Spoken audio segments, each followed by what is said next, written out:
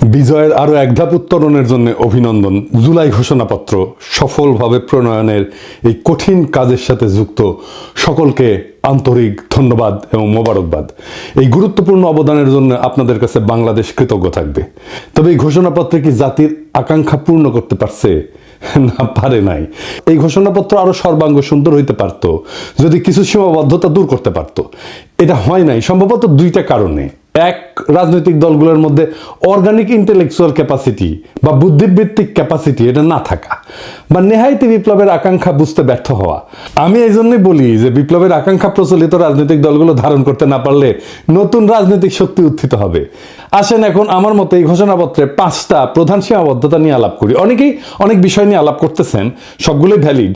আমি সেই আলাপগুলো আবার নতুন করে আমার আলাপের মধ্যে ঢুকায় আমার আলাপের কলেবর বাড়াইতে চাই না। তবে যে আলাপগুলো এখনো জনপরিসরে আসে নাই সেগুলো নিয়েই আজকের আলাপ করব। আসেন আল্লাহর নামে শুরু করি। ঘোষণাপত্রে উপনিবেশিক শক্তির বিরুদ্ধে দীর্ঘ লড়াই সংগ্রামের কথা বলা হয়েছে, কিন্তু ব্রিটিশ উপনিবেশিক শাসনের বিরুদ্ধে এই অঞ্চলের মানুষের লড়াইয়ের ধরন কেমনে হয়েছে, এই লড়াইটা, তার কর্তা সত্তা এবং রাষ্ট্র বাসনার যে অর্জন 1947 সালে পূর্ব পাকিস্তানের স্বাধীনতা প্রাপ্তির কথা এই ঘোষণাপত্রে উল্লেখ নাই। সত্য উচ্চারণে এরকম হীনমন্যতা, পূর্বপুরুষের বীরত্বপূর্ণ অবদানকে এড়ায় যাওয়া, তাদের মহান আত্মত্যাগের স্মৃতি অনিচ্চারিত রাখাটা ঘুরে ফিরে ওই একই বাঙালি জাতীয়তাবাদী বয়ানের রেখে যাওয়া, স্থির করে দেওয়া বিন্দু থেকে আমাদের ইতিহাসকে দেখার, পাঠ করার যে অলাথ চক্র তার মধ্যে আটকে গেল। তার মানে আওয়ামী লীগের ইতিহাস যেরকম 52 সাল থেকে শুরু হয়, ঠিক একই জায়গা থেকে ওনাদের ঘোষণাপত্রের ইতিহাস শুরু হইল। এখানে দুইটা রাজনৈতিক টার্ম আমাদের একটু বুঝতে হবে। কর্তা সত্তা, ইংরেজিতে বলে এজেন্সি, কি সেটা? আমরা আগে দেখতাম যে রাজনৈতিক দলগুলো রাজনৈতিক লড়াই করে, তাদের কর্মীরা করে। 2024-এ কোনো রাজনৈতিক দল লড়াই সংগঠিত করছে, নেতৃত্ব দিচ্ছে? নাই। জনতাই রাজনৈতিক লড়াইয়ের নির্মাতা হয়েছেন। এটাই কর্তা সত্তা, এজেন্সি, নিজের ভাগ্যের নিয়ন্ত্রণ নিজেই হয়ে ওঠা। 2024 সালের বর্ষা বিপ্লব আমাদের দেখাইছে যে সাধারণ মানুষ চাইলে নিষ্ক্রিয় দর্শক বা শাসিত প্রজা থেকে দেশের রাজনীতির সবচেয়ে বড় খেলোয়াড় বা সক্রিয় কর্তা হয়ে উঠতে পারে। যখন জনগণ নিজের শক্তি সম্পর্কে সচেতন হয় এবং সেই শক্তি প্রয়োগ করার জন্য ঐক্যবদ্ধ হয়ে মাঠে নামে, তখনই জন্ম নেয় সত্যিকারের রাজনৈতিক কর্তা সত্তা, যেটা হয়েছে 2024 সালে। তো এই রাজনৈতিক কর্তা সত্তা জনগণের থাকায় লাভ কি, না থাকলে ক্ষতি কি? জনগণের রাজনৈতিক কর্তা সত্তা বা এজেন্সি একটা দেশের জন্য খুবই গুরুত্বপূর্ণ।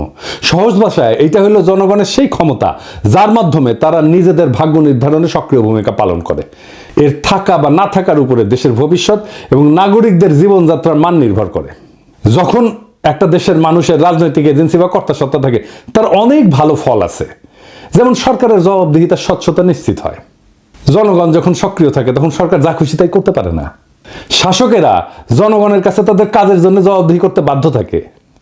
জনগণ প্রশ্ন করতে পারে, সমালোচনা করতে পারে এবং নির্বাচনের মাধ্যমে সরকারকে ক্ষমতা থেকে সরাইতেও পারে। এই এজেন্সি আমরা হারাই ফেলছিলাম। নাগরিক অধিকার সুরক্ষিত থাকে, মানে রাজনৈতিকভাবে সচেতন এবং সক্রিয় জনগণ তাদের সাংবিধানিক এবং মানবিক অধিকার, যেমন বাক স্বাধীনতা, সমাবেশের স্বাধীনতা, ন্যায় বিচার পাওয়ার অধিকার, এই সম্পর্কে সজাগ থাকে। কোন সরকার এই অধিকারগুলো কেড়ে নেওয়ার চেষ্টা করলে জনগণ ঐক্যবদ্ধভাবে প্রতিরোধ গড়ে তোলে, যেটা আমরা করছিলাম। হাসিনা এগুলো সবগুলো আমাদের কেড়ে নিয়েছিল। এর ফলে রাষ্ট্রের সুশাসন এবং স্থিতিশীলতা প্রতিষ্ঠা পায়। যেমন জনগণ যখন নীতি নির্ধারণের প্রক্রিয়ায় অংশগ্রহণ করে তখন সরকারের গৃহীত সিদ্ধান্তগুলো আরো বাস্তবসম্মত হয়, গণমুখী হয়।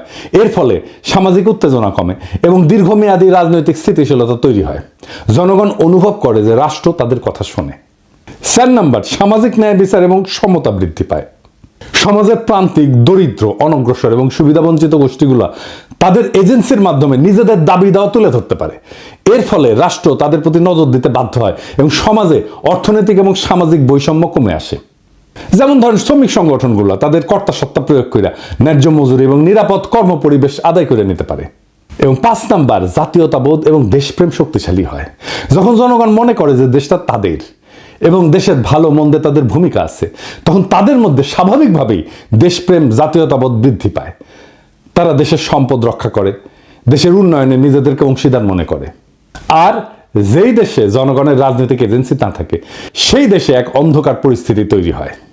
সেই দেশের স্বৈরাচারী আর নিপীড়নমূলক শাসনের জন্ম হয়, যেটা হাসিনার আমলে হয়েছে। শাসকেরা যা খুশি তাই করতে পারে, সরকার ধীরে ধীরে স্বৈরাচারী হয়ে ওঠে এবং জনগণের উপর নিপীড়ন নির্যাতন চালায়, ভিন্ন মতকে শক্তি দিয়ে দমন করা হয়। হাসিনা যা যা করছে, হাসিনার আমলে আমরা এজেন্সি হারাইছিলাম, আমাদের কর্তা সত্তা হারাইছিলাম, ব্যাপক দুর্নীতি এবং সম্পদ লুণ্ঠন হয়, কারণ সরকারের কোনো জবাবদিহিতা থাকে না। রাষ্ট্রীয় সম্পদকে ব্যক্তিগত সম্পদে পরিণত করা হয়, ক্ষমতাসীন এবং তাদের মদতপুষ্ট একটা গোষ্ঠী ব্যাপক দুর্নীতিতে জড়ায় পড়ে, দেশের সম্পদ বিদেশে পাচার হয়ে যায় এবং সাধারণ মানুষ রাষ্ট্রীয় সম্পদের সুফল থেকে বঞ্চিত হয়। একই জিনিস ঘটছে হাসিনার আমলে। এর ফলে দেশ অর্থনৈতিকভাবে পঙ্গু হয়ে যায়, ধনী গরিবের মধ্যে বৈষম্য আকাশচুম্বী হয়, এজেন্সি না থাকলে নাগরিক অধিকারের চরম লঙ্ঘন হয়, যেখানে এজেন্সি নাই সেখানে অধিকারও নাই, মানুষের কথা বলার স্বাধীনতা, সংবাদপত্রের স্বাধীনতা, এমনকি নিরাপদে বেঁচে থাকার অধিকারও কেড়ে নেওয়া হয়, আইন বিচার ব্যবস্থা ক্ষমতাসীনদের হাতিয়ারে পরিণত হয়। দেখছেন না হাসিনার আমলে যা যা হয়েছে, সব আমাদের এজেন্সি বা কর্তা সত্তা হারানোর ফল। এর ফলে জনগণ দ্বিতীয় শ্রেণীর নাগরিকে পরিণত হয়, তাদের জীবন, সম্পদ, সম্মান সব হুমকির মুখে থাকে এবং জবাবদিহিতা না থাকায় অযোগ্য ব্যক্তিদেরকে গুরুত্বপূর্ণ পদে বসায় এবং দেশের জন্য ক্ষতিকর সব সিদ্ধান্ত নেয়। যেহেতু জনগণ কথা বলতে পারে না, তাই সেই ভুল বা সিদ্ধান্তগুলোই চলতে থাকে এবং রাষ্ট্র হিসেবে দেশটা ব্যর্থ হইতে শুরু করে। এর ফলে শিক্ষা, স্বাস্থ্য, অর্থনীতির মতো সমস্ত গুরুত্বপূর্ণ কাজ ভেঙে পড়ে একে একে এবং দেশের ভবিষ্যৎ অন্ধকার হয়ে যায়। সামাজিক স্থবিরতা দেখা দেয়, হতাশা দেখা দেয়। জনগণ যখন দেখে যে দেশে ভালো মন্দ তাদের কিছুই করার না, কিছু যায় আসে না, তখন তাদের মধ্যে তীব্র হতাশাবোধ এবং বিচ্ছিন্নতাবোধ জন্মায়। তরুণ প্রজন্ম দেশের প্রতি আস্থা হারায় ফেলে এবং সুযোগ পেলে দেশ ছেড়ে চলে যেতে চায়। সমাজের সৃষ্টিশীলতা এবং অগ্রগতির পথ বন্ধ হয়ে যায়। তার মানে জনগণের রাজনৈতিক এজেন্সি বা কর্তা সত্তা, এটা হইতেছে একটা সুস্থ কার্যকর রাষ্ট্রের হৃৎপিণ্ড। এটা থাকলে রাষ্ট্র জনগণের শক্তিতে বলীয়ান হয়, আর না থাকলে সেই রাষ্ট্র একটা অন্তঃসার শূন্য কাঠামোতে পরিণত হয়, যে কোনো সময় যেটা ভেঙে পড়তে পারে। আমরা আমাদের এজেন্সি, আমাদের কর্তা সত্তা এই 2024-এ নিজের হাতে নিতে পারছি। এইটাই 2024-এর বিপ্লবের সবচেয়ে বড় সাফল্য। এইবার আসেন আমাদের জুলাই ঘোষণাপত্রের দ্বিতীয় সীমাবদ্ধতার কথা বলি। বাংলাদেশের সাম্প্রতিক ইতিহাসের গুরুত্বপূর্ণ সবগুলো ঘটনার কথা উল্লেখ আছে এখানে, খুব ভালো। 1975 সালের 7ই নভেম্বরের সিপাহী জনতার বিপ্লবের কথাও আছে, কিন্তু 1975 সালের 15ই আগস্টের বিপ্লবের কথা নাই, কেউ আর তারে অন করে না। এই জন্যেই আওয়ামী লীগ মরসিয়া গাইতে পারে বঙ্গবল্টু মরে নাই। 1975-এর 15 আগস্ট দেশপ্রেমিক সেনাবাহিনী শেখ মুজিবের বাকশাল সরকারকে উৎখাত করে। সেই বিপ্লব জনতা অভিষিক্ত করে, পথে নামে আসা তাদেরকে অভিনন্দিত করে। সিপাহী জনতার বিপ্লবকে আকাশ থেকে পড়ছে। 90-এর সামরিক স্বৈরাচারের বিরুদ্ধে গণ অভ্যুত্থানের পর 3 জোটের রূপরেখা এটা লেখা হয়েছিল, সেটা লঙ্ঘন করছে। বিজয়ী দলসমূহের মধ্যে রাজনৈতিক সমঝোতা ভঙ্গ, জন আকাঙ্ক্ষা পূরণের যে ব্যর্থতা এবং পরবর্তীতে সেই অভ্যুত্থানের অঙ্গীকার ধারণ করতে না পারার কারণে পর্যায়ক্রমে বাংলাদেশ রাষ্ট্রের অগণতান্ত্রিক চরিত্র ধারণের অশুভ পরিণতির উল্লেখ এই জুলাই ঘোষণাপত্রে নাই। তত্ত্বাবধায়ক সরকার ব্যবস্থা ধ্বংস করার বিষয়ে উল্লেখ নাই। কেন, কিভাবে এই ফাংশনিং ব্যবস্থাটা ধ্বংস হইল সেটার কোনো উল্লেখ আছে? নাই। তবে একই ঘটনা আবার ঘটলে আমি সেটাকে কিভাবে বাধা দেব? এবার আসেন 3 নম্বর সীমাবদ্ধতা। গত প্রায় 16 বছর দীর্ঘ ফ্যাসিস্ট দুঃশাসন প্রতিষ্ঠা করতে, জনগণের উপরে ধারাবাহিক নিপীড়ন চালাইতে রাষ্ট্রের মূল প্রতিষ্ঠানসমূহের মধ্যে সবচেয়ে বেশি আগ্রাসী শক্তি ব্যবহার করছে সশস্ত্র বাহিনী এবং সামরিক গোয়েন্দা সংস্থা, যাদের স্বীকৃত অপরাধ কর্মের কোনো উল্লেখ জুলাই ঘোষণাপত্রে নাই। আয়নাগর কোথায় হয়েছে? ক্যান্টনমেন্টের মধ্যে ডিজিএফআই করছে। এতেও 36শে জুলাই পর্যন্ত হেলিকপ্টার ব্যবহার কইরা, খুন জখম কারফিউ জারি কইরা, ইন্টারনেট বন্ধ কইরা, সেনাবাহিনী নামায় গুলি চালানোতে নেতৃত্ব প্রদানকারী খুনি জেনারেল চক্রের সকল রাষ্ট্রদ্রোহী অপরাধের ঘটনাগুলো লুকায় ফেলা হয়েছে।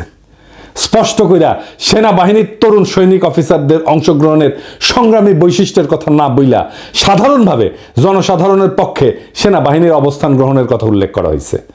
সত্য কথা, ইনসাফের কথা, ন্যায়ের কথা এবং সঠিক কথাটা হইতেছে যে মার্চ টু ঢাকা কর্মসূচির দিন 36শে জুলাই বা 5ই আগস্ট বিপুল গণস্রোত এবং প্রধানত সৈনিকদের চাপের মুখে শীর্ষ সামরিক নেতৃবৃন্দ চূড়ান্ত এবং শেষ পর্বে গণ অভ্যুত্থানে বাধা না দিয়া 5 তারিখে আরো প্রাণহানি এবং রক্তক্ষয় এবং জাতীয় বিপর্যয় এড়াইতে সহায়তা করছে। 4 নম্বর সীমাবদ্ধতা। হাসিনার ফ্যাসিবাদী শাসন প্রতিষ্ঠার পেছনে ব্যবহৃত সবচেয়ে দুর্বিষহ অস্ত্র সাংস্কৃতিক যুদ্ধের নাম ছিল ইসলামোফোবিয়া। দেশের ধর্মপ্রাণ সংখ্যাগরিষ্ঠ মানুষ, আলেম ওলামা, মাদ্রাসা ছাত্রদের বিরুদ্ধে লাগাতার এই অস্ত্র ব্যবহার কইরা হাসিনা যুদ্ধ চালায় গেছে। 2013 সালের 5ই মে শাপলা চত্বরে রাতের অন্ধকারে লাইট লিভায় রাষ্ট্রীয় বাহিনী দিয়ে নারকীয় হত্যাযজ্ঞ পরিচালনা করা হয়েছে, যে হৃদয় বিদারক ঘটনাটা আমাদের ইতিহাসে একটা সুগভীর ক্ষত সৃষ্টি করছে। ব্রিটিশ উপনিবেশিক শাসনকাল থেকে শুরু করে সকল আজাদী আন্দোলনে, অধিকার আদায়ের সংগ্রামে এদেশের ধর্মপ্রাণ মানুষ, আলেম ওলামা এবং মাদ্রাসা শিক্ষার্থীদের অংশগ্রহণ, আত্মত্যাগ এবং অবদানকে সবসময় অবহেলা, আড়াল এবং মুছে দেওয়ার একটা দুষ্ট ক্ষত আমাদের ইতিহাসে গেড়ে বসছে। এই উগ্র জাতীয়তাবাদী তথাকথিত প্রগতিশীল দুষ্ট ক্ষতের ইতিহাস আবার পুনরাবৃত্ত হয়েছে। তাদের লড়াইয়ের যথাযথ মর্যাদা স্বীকৃতি, বাংলাদেশের ভবিষ্যৎ রাষ্ট্র গঠনের আকাঙ্ক্ষায় তাদের অবদান এবং ত্যাগের যথাযথ হিস্সা ছাড়া কোনোদিন আমাদের এই স্বপ্ন, বাংলাদেশ গড়ার স্বপ্ন পরিপূর্ণ হবে না। বাংলাদেশের আলেম ওলামা মাদ্রাসা শিক্ষিতদের ব্যাপক এবং সর্বাত্মক অংশগ্রহণ ছাড়া 2024-এর বিপ্লব সফল হতো না, এটা লিখে রাখতে পারেন। পঞ্চম সীমাবদ্ধতা। 2024-এর বিপ্লবে মেহনতি মানুষ এবং নারীর অংশগ্রহণের প্রশ্নটা দৃশ্যমানভাবে আসেনি। জুলাই গণ অভ্যুত্থানে অংশগ্রহণকারী বড় দুইটা শক্তি ছিল শহরের মেহনতি মানুষ এবং নারী সমাজ। বৈষম্য বিরোধী সংগ্রামের এই বৈশিষ্ট্য ঘোষণাপত্রে উল্লেখ করা হয়নি। অর্থনৈতিকভাবে অনগ্রসর জনগোষ্ঠী এবং নারী সমাজ যে রাষ্ট্রীয়, অর্থনৈতিক এবং সামাজিক স্তরে সৃষ্ট বৈষম্যের অবসান চায়, জুলাই গণ অভ্যুত্থানে সেই আকাঙ্ক্ষা খুব স্পষ্টভাবে ফুটে উঠছিল।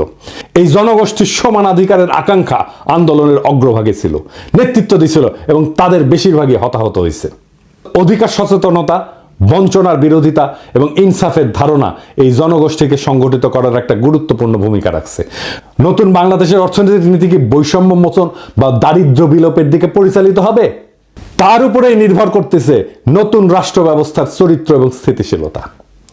কর্মসংস্থান, শিক্ষা এবং সামাজিক কর্মকাণ্ডে নারীর নিরাপত্তার পরিবেশ তৈরি কইরা জুলাই গণ অভ্যুত্থানে অংশগ্রহণকারী নারী সমাজকে ত্যাগ এবং অবদানের যথাযথ স্বীকৃতি দিতে হবে।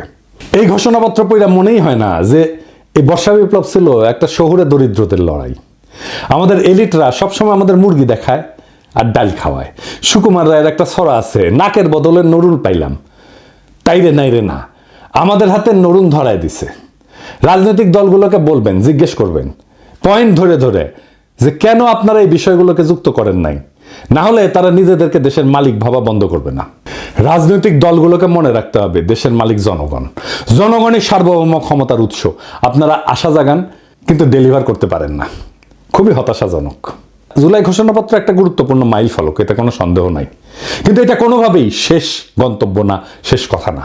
এটা আমাদের দীর্ঘ লড়াই, ত্যাগ এবং স্বপ্নের এক ক্ষণিক প্রতিফলন, যার পেছনে আছে বহু রক্ত, অশ্রু আর আশার গল্প। এই ঘোষণার জন্ম হয়েছে এক গর্জে ওঠার সময়ের ভেতর থেকে, যখন মানুষ আর তাকাই ছিল না কোনো নেতা বা দলের দিকে, বরং নিজেরা হাতে তুলে নিছিল রাজনৈতিক কর্তাসত্তার ভার। কিন্তু যে ঘোষণাপত্রের জন্ম হলো এই রক্ত গরম বাস্তবতা থেকে, সেটা যদি সেই বাস্তবতার বহু বর্ণ, বহু স্বর এবং মূল তাগিদকে ধারণ করতে ব্যর্থ হয়, তাহলে সেটা এক অর্থে জনগণের সাথে বিশ্বাসঘাতকতা হবে। যারা ময়দানে প্রাণ দিল, যারা নিঃস্ব হয়েও আশায় বুক বাঁধল, যারা চোখের সামনে ভাই বোন হারালো, তাদের ইতিহাস, তাদের দাবি, তাদের আত্মত্যাগের ভাষা বাদ পড়ে গেল। ঘোষণাপত্র না, সেটা হয়ে ওঠে আবার এক শ্রেণীর ক্ষমতা কাঠামোর পুনরুৎপাদনের হাতিয়ার। এই ব্যর্থতা নিয়ে নিরুৎসাহিত হওয়া যাবে না, বরং এই ব্যর্থতা থেকে নতুন শক্তির জন্ম দিতে হবে। যদি প্রচলিত রাজনৈতিক দলগুলো এজেন্সিহীন, ভবিষ্যৎ বিমুখ হইয়া পড়ে, তবে নতুন নেতৃত্ব, নতুন কাঠামো, নতুন চেতনার আবির্ভাব হবে। কেননা ইতিহাস দাঁড়ায় থাকে না, সে আগায় যায়, পিছনে ফেলে দেয় তাকেই যাকে সে ব্যর্থ মনে করে। তাই আসেন আমরা এই ঘোষণাপত্রকে একটা খসড়া হিসেবে বিবেচনা করি। এটা জনগণের অসীম শক্তির সামনে একটা খোলা চিঠি, যা আবার লেখা হবে, আবার সম্পাদিত হবে, আবার জনগণই তার রূপ নির্ধারণ করবে। এটাই হলো গণতন্ত্রের প্রকৃত চেহারা, যেখানে প্রত্যেকটা মানুষ শুধু ভোটার না, ইতিহাসের লেখক, যেখানে জনগণ শুধুই অনুসারী না, বরং রাষ্ট্র নির্মাণের কর্ণধার। আমরা যারা আজ প্রশ্ন করতেছি, সমালোচনা করতেছি, তারা কেউ এই প্রক্রিয়ার বাইরে না, বরং এই চর্চাই আগামী দিনের সুসংগঠিত, সুবিচার ভিত্তিক, ন্যায় ভিত্তিক, ইনসাফ ভিত্তিক বাংলাদেশের ভিত্তি করবে। বর্ষা বিপ্লব একদিনের ব্যাপার না, এই শুরু, শেষ না। এইটা একটা যাত্রা, এটা একটা জার্নি। এইখানে গন্তব্যের দিকে যাত্রা আছে, কিন্তু গন্তব্যে পৌঁছানো নাই। গন্তব্য সবসময় অধরা থাকে। আমরা প্রত্যেক দিন একটু একটু করে অগ্রসর হই, আরো ভালো, আরো প্রগতিশীল, আরো মানবিক আর একটা রাষ্ট্রের দিকে। এটাই আমাদের যাত্রা, এটাই আমাদের রাজনীতি, এটাই রাষ্ট্র গঠন।